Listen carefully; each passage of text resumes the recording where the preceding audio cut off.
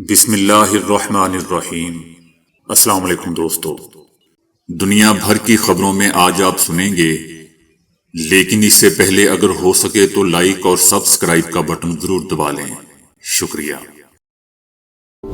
صدر ٹرمپ نے اپنے ایک تازہ بیان میں کہا ہے کہ ایران آزادی کی طرف دیکھ رہا ہے جو اس سے پہلے کبھی نہیں ہوا۔ ان کا کہنا تھا کہ امریکہ ایرانی مظاہرین کی مدد کے لیے تیار ہے۔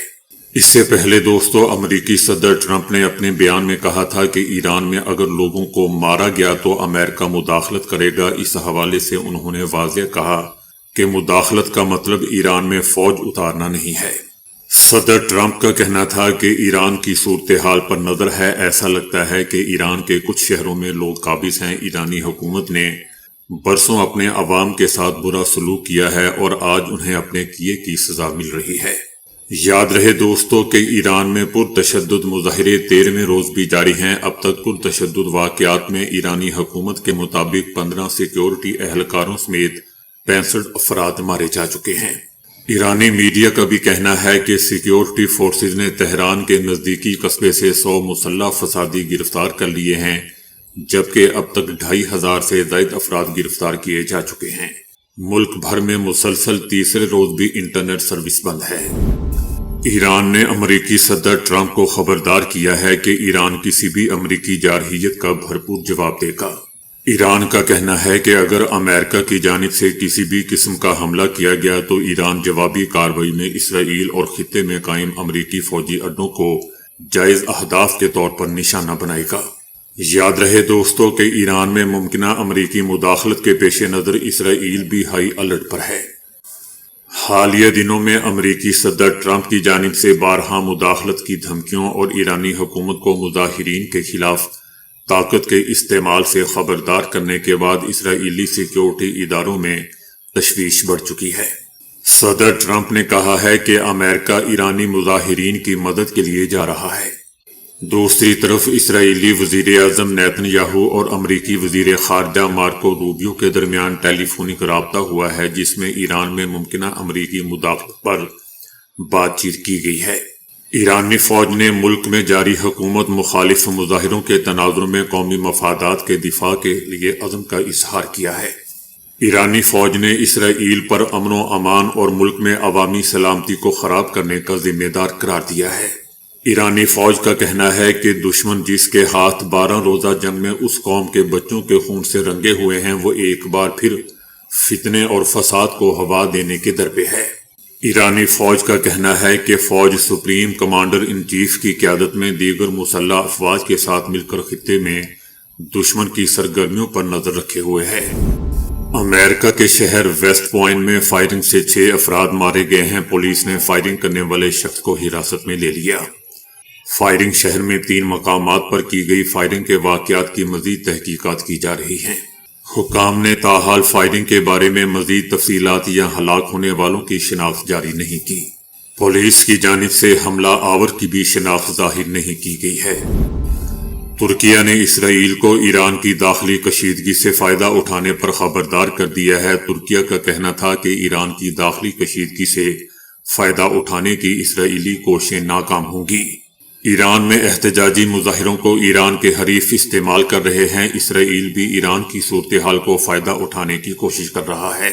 ترکیہ کا کہنا ہے کہ ایران میں حالیہ احتجاجی مظاہرے پہلے ہونے والے احتجاج سے مختلف ہیں۔ ایران کے حالیہ احتجاجی مظاہرے کافی محدود پیمانے پر ہیں۔ ایرانی مظاہروں سے اسرائیل جو توقع کر رہا ہے وہ پوری نہیں ہوگی۔ ایرانی عوام کو معلوم ہے کہ کس حد تک رد عمل دینا ہے۔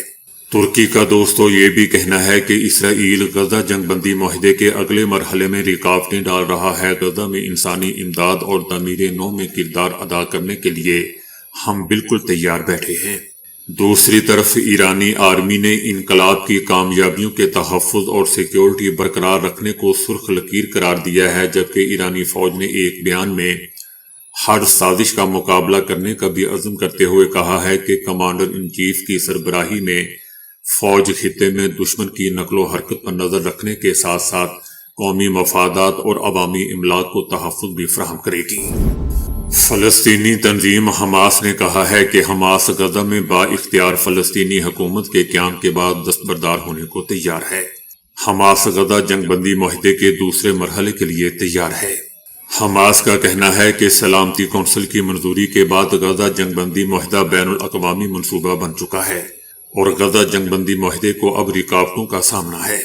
حماس کا یہ بھی کہنا تھا کہ اسرائیلی وزیر اعظم نیتن یاہو اپنے وعدوں سے مکر رہے ہیں۔ جنگ بندی کے اعلان کے بعد سے اسرائیلی حملوں میں سینکڑوں شہادتیں ہو چکی ہیں۔ یاد رہے دوستو کہ غزہ میں 10 اکتوبر 2025 کی جنگ بندی کے بعد سے 400 سے زائد فلسطینی شہید اور 1200 سے زائد زخمی ہو چکے ہیں، جبکہ اسرائیل نے مقبوضہ فلسطینی علاقوں میں متعدد بین الاقوامی NGOs کی سرگرمیاں معطل کرنے کا بھی فیصلہ کیا ہے۔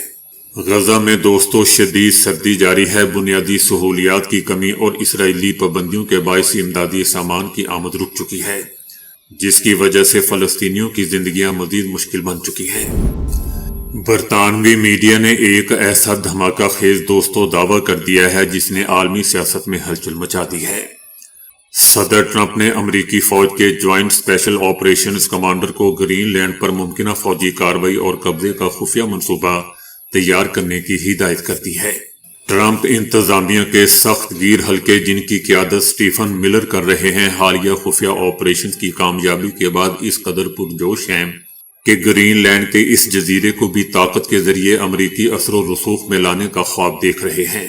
تاہم دوستو حیرت کی بات ہے کہ امریکی نظام کے اندر ہی شدید مزاحمت سامنے آ چکی ہے۔ امریکی فوج کے اعلیٰ جنرلز اور جوائنٹ چیف آف سٹاف نے اس منصوبے کو کھلے الفاظ میں غیر قانونی، ناقابل عمل اور تباہ کن قرار دے دیا ہے۔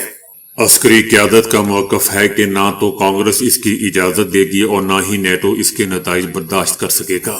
اس ممکنہ منصوبے کے پیچھے 3 بڑے مقاصد بتائے جا رہے ہیں، جس میں امریکہ میں معاشی دباؤ سے عوام کی توجہ ہٹانا، انتخابات سے پہلے ایک بڑی فتح دکھانا اور گرین لینڈ میں روس اور چائنا کے بڑھتے اثر کو روکنا شامل ہے۔ امریکہ کے مجوزہ 500% ٹیرف بل پر ہندوستان کا ایک اہم بیان سامنے آیا ہے۔ ہندوستان کا کہنا ہے کہ ہمیں اس بل کے بارے میں جانکاری ہے اور اس تعلق سے ہندوستان کا رخ بھی بہت صاف ہے۔ دراصل امریکی صدر ٹرمپ نے روس سے تیل یا یورینیم جیسی چیزوں کی درآمدات والے ممالک پر 500% ٹیرف عائد کرنے والے بل کو منظوری دی ہے۔ بھارت، چائنا اور برازیل روسی تیل اور یورینیم کے بڑے امپورٹر ہیں۔ اگر یہ بل دوستو پاس ہوتا ہے تو ان ممالک پر 500% ٹیرف لگ جائے گا۔ اس معاملے پر دوستو بھارت کا کہنا ہے کہ انرجی سورسنگ کے بڑے سوال پر ہمارا رخ سبھی کو معلوم ہے۔ ہم گلوبل مارکیٹ کے بدلتے ہوئے رجحان اور اپنے 1.4 ارب ہندوستانیوں کی انرجی سیکیورٹی ضرورتوں کو پورا کرنے کے لیے الگ الگ ذرائع سے سستی انرجی حاصل کرنے کی ضرورت سے گائیڈ ہوتے ہیں۔ بھارت سرکار کا دوستو کہنا ہے کہ ہندوستان کی توانائی پالیسی کسی دباؤ میں نہیں بدلے گی۔ ہماری توجہ اس بات پر ہے کہ ہندوستان کے لوگوں کو سستی توانائی مہیا کرائی جائے۔ ہندوستان اپنی ضرورتوں کو پورا کرنے کے لیے دنیا بھر کے بازاروں پر نظر رکھے ہوئے ہے۔ بنگلہ دیش کے بارے میں دوستو ہندوستان کا یہ بھی کہنا ہے کہ ہم دیکھ رہے ہیں کہ شدت پسندوں کے ذریعے اقلیتوں کے ساتھ ساتھ ان کے گھروں اور کاروباروں پر بار بار حملے ہو رہے ہیں۔ دوستو ان سے کوئی پوچھے کہ آپ لوگ بھی تو یہی کچھ کر رہے ہیں، جیسا کرنا ویسا بھرنا۔ ہندوستان کا یہ بھی کہنا ہے کہ ایسے واقعات کو ذاتی دشمنی، سیاسی اختلافات یا باہری اسباب سے جوڑنے کی ایک پریشان کرنے والی روش ہے۔ انڈونیشیا کے تلاؤ جزیرے کے قریب 6.8 شدت کا زلزلہ ریکارڈ کیا گیا ہے، جس کے باعث علاقے میں خوف و ہراس پھیل گیا۔ German research centre for geo sciences نے بتایا ہے کہ زلزلہ تلاؤ جزائر کے ساحلی علاقے میں آیا، جس کی گہرائی 77 کلومیٹر ریکارڈ کی گئی۔ دوسری جانب دوستو انڈونیشیا کے زلزلہ پیما مرکز نے زلزلے کی شدت 7.1 بتائی ہے، جبکہ اس کی گہرائی 17 کلومیٹر تھی۔ ادارے کے مطابق زلزلے کے بعد سونامی کا کوئی خطرہ نہیں ہے۔ زلزلے کے جھٹکے قریبی علاقوں میں بھی محسوس کیے گئے، جس کے باعث لوگ گھروں اور عمارتوں سے باہر نکل آئے، تاہم اب تک کسی جانی یا مالی نقصان کی اطلاعات موصول نہیں ہوئی۔ حکومت کا کہنا ہے کہ صورتحال پر نظر رکھی ہوئی ہے۔ طالبان کے زیر اقتدار افغانستان میں خواتین کو درپیش صنفی امتیاز کے خلاف افغان خواتین نے عالمی سطح پر آواز بلند کرنے کا فیصلہ کر لیا ہے۔ افغان میڈیا کا کہنا ہے کہ خواتین کی ایک مشاورتی تنظیم نے 8 ہفتوں پر مشتمل بین الاقوامی مہم اب صنفی امتیاز ختم کرنے کا آغاز کر دیا ہے۔ اس مہم کا مقصد عالمی برادری کی توجہ افغانستان میں خواتین اور لڑکیوں کو درپیش سنگین انسانی حقوق کی خلاف ورزیوں کی جانب مبذول کروانا ہے۔ تنظیم کا کہنا ہے کہ طالبان حکومت کے تحت خواتین کو عوامی زندگی سے مکمل طور پر خارج کر دیا گیا ہے، جبکہ لڑکیوں کو تعلیم کے بنیادی حق سے بھی محروم رکھا جا رہا ہے، جس سے ایک پوری نسل کے مستقبل کو شدید خطرات لاحق ہیں۔ افغان میڈیا نے برطانوی پارلیمنٹ کے ایک بیان کا حوالہ دیتے ہوئے رپورٹ کیا ہے کہ افغان خواتین اور لڑکیاں اس وقت ایک تباہ کن صورتحال کا سامنا کر رہی ہیں، جس پر عالمی سطح پر فوری توجہ کی ضرورت ہے۔ اقوام متحدہ کا بھی کہنا ہے کہ افغانستان میں اب تقریباً 22 لاکھ لڑکیاں اسکول جانے سے محروم ہیں، جبکہ ہر 10 میں سے 8 لڑکیاں تعلیم، تربیت اور روزگار کے حق سے محروم ہیں۔ طالبان کے زیر اقتدار علاقوں میں خواتین کو سر عام کوڑے مارنے کے واقعات میں اضافہ ہوا ہے، جس پر انسانی حقوق کی تنظیموں نے شدید تشویش کی ہے۔ ایران کے اٹارنی جنرل محمد مہدی آزاد نے ملک بھر میں جاری حکومت مخالف احتجاج میں حصہ لینے والوں کے لیے سخت انتباہ جاری کر دیا ہے۔ اٹارنی جنرل کی جانب سے جاری بیان میں کہا گیا ہے کہ احتجاج میں شریک ہر شخص اللہ کا دشمن ہے۔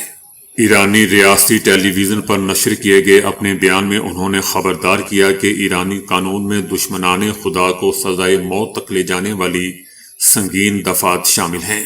اٹارنی جنرل کا مزید کہنا تھا کہ صرف مظاہروں میں حصہ لینے والے ہی نہیں بلکہ فسادیوں کی مدد کرنے والے بھی اسی الزام کے تحت مقدمات کا سامنا کریں گے۔ ان کا کہنا تھا کہ استغاثہ جلد از جلد بغیر کسی نرمی کے مقدمات درج کریں، مقدمے کو ثابت کرنے اور فیصلہ کن کارروائی کے لیے تیار ہو جائیں۔ دوستو، یاد رہے کہ ایران میں ہزاروں افراد سڑکوں پر نکل آئے ہیں اور احتجاج کا یہ سلسلہ ہر گزرتے دن کے ساتھ ساتھ ایک شہر سے دوسرے شہر میں پھیلتا جا رہا ہے۔ ایرانی سپریم لیڈر آیت اللہ خامنائی نے بھی مظاہرین کو ملک دشمن عناصر قرار دیتے ہوئے طاقت کے استعمال کی حمایت کر دی ہے، جبکہ ایرانی چیف جسٹس نے بھی کہا ہے کہ مظاہرین کے خلاف قانونی کارروائی میں نرمی نہیں برتی جائے گی۔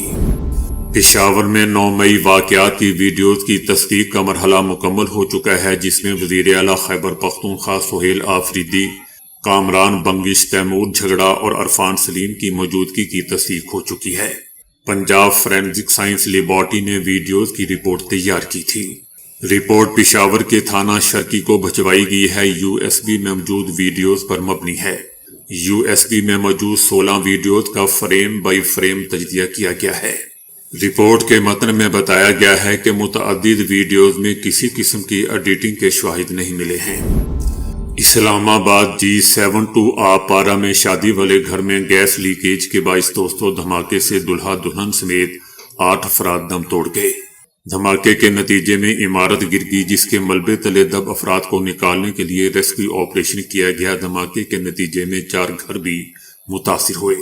صبح 7:20 پر یہ واقعہ ہوا۔ اب تک 8 اموات ہو چکی ہیں، 12 افراد زخمی بھی ہیں۔ زخمیوں میں سے کسی کی جان کی خطرے میں نہیں ہے۔ چیئرمین CDA کا کہنا ہے کہ دھماکہ گیس لیکیج کے باعث پیش آیا۔ سردیوں میں اس قسم کے واقعات ہوتے ہیں۔ شہریوں سے درخواست ہے کہ رات کے وقت گیس استعمال نہ کریں۔ وزیر اعلیٰ خیبر پختونخوا سہیل آفریدی نے الزام عائد کیا ہے کہ حیدرآباد سے کراچی واپسی پر ان کے راستے میں جگہ جگہ رکاوٹیں ڈالی گئیں۔ انہیں حیدرآباد سے کراچی پہنچنے میں 7.5 گھنٹے لگے۔ وزیر اعلیٰ خیبر پختونخوا نے حیدرآباد سے کراچی پہنچ کر اپنے ویڈیو پیغام میں کہا ہے کہ حیدرآباد سے کراچی واپسی پر ہمیں ایسا کیوں روکا گیا۔ سہیل آفریدی کا کہنا تھا کہ ہمیں مجبوراً ویران راستوں سے ہو کر کراچی پہنچنا پڑا۔ اس سے پہلے وزیر داخلہ سندھ نے دوستو پاکستان تحریک انصاف کو وارننگ دیتے ہوئے کہا تھا کہ اگر شہر کے کسی سڑک پر جلسہ ہوا تو حکومت سندھ سخت ایکشن لے گی۔ ان کا کہنا تھا کہ PTI کے ساتھ شاید کراچی کی عوام نہیں ہے، اس لیے وہ میدان کی بجائے روڈ پر جلسہ کرنا چاہتی ہے۔ ان کا کہنا تھا کہ جلسہ گاہ چھوڑ کر روڈ شو کرنے کا اصرار بہانے بازی ہے، گراؤنڈ سے باہر جلسے کی اجازت نہیں ملے گی۔ تو دوستو ابھی کے لیے اتنا ہی۔